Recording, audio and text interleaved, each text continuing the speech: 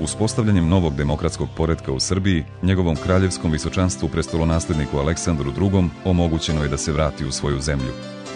Još od 1989. godine prestolonaslednik je intenzivno pomagao tadašnjoj srpskoj opoziciji. Od konferencije koja je pod njegovim pokroviteljstvom održana u St. Andreji novembra 1999.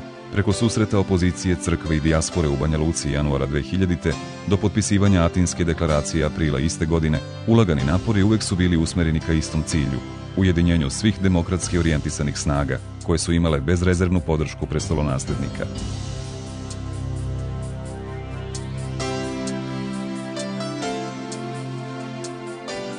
Zajednički trud krunisan je uspostavljanjem demokratije, a njegovo kraljevsko visočanstvo zajedno sa porodicom 17. jula 2001. godine na svoj 56. rođendan vraća se u Srbiju. Odlukom savezne vlade prestolonasledniku su predati ključevi dvorskog kompleksa na Dedinju, koji je od tada otvoren kako za najviše državne zvaničnike, tako i za građane.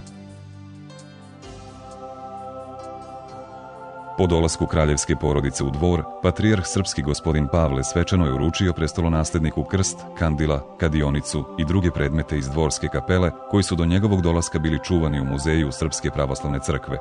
Na dan Svetog Andreja Prvozvanog, krsne slave kraljevskog doma Karađorđevića, patrijarh je u dvorskoj kapeli služio svetu arhijerejsku liturgiju, osvetio slavski kolač i žito.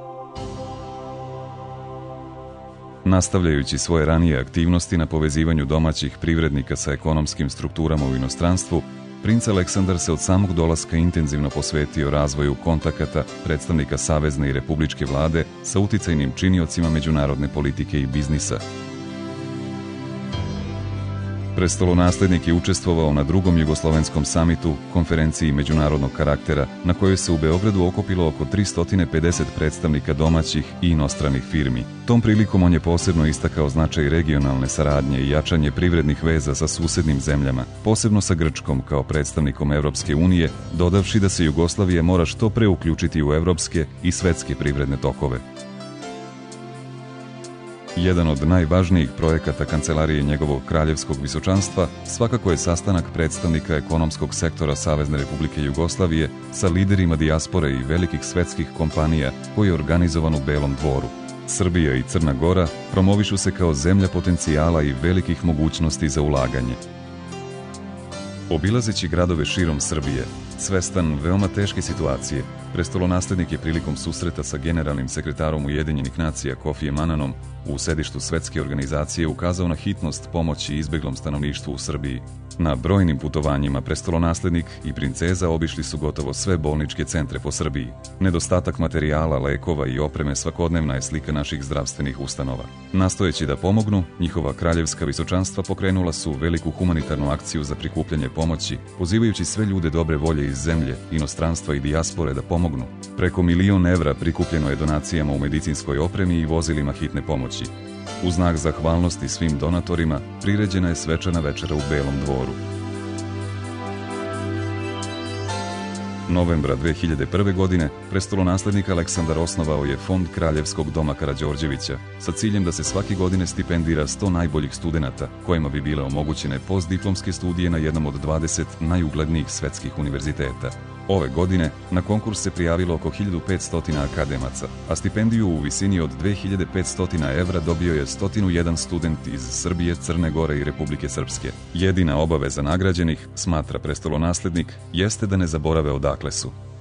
Prestolonaslednik je takođe uručio pohvalnice Kraljevskog doma Karađorđevića i nagrade najboljim maturantima svih srednjih škola u Srbiji, uključujući i đake sa Kosova i Metohije. Dvorski kompleks posetila je ekskurzija osnovaca iz Zaječara, deca iz beogradskih vrtića, učesnici dečijeg karnevala i brojni drugi mališani koji su na dvoru uvek toplo dočekivani.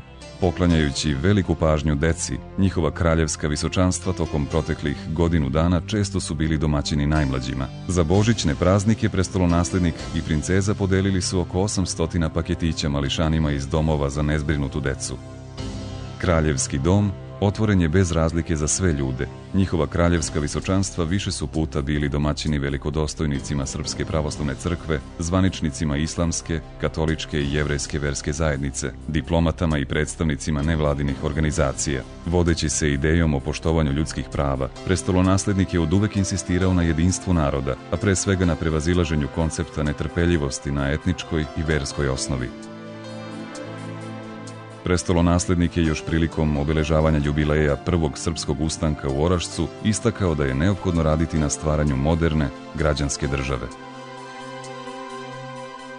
Na proslavi Vidovdana u Gračanici, on je izrazio nadu da će Srbija odustati od daljih podela i pokazati razumevanje i toleranciju za sve svoje građane, čvrsto uveren da je naš narod spreman da se suoči sa izazovima budućnosti.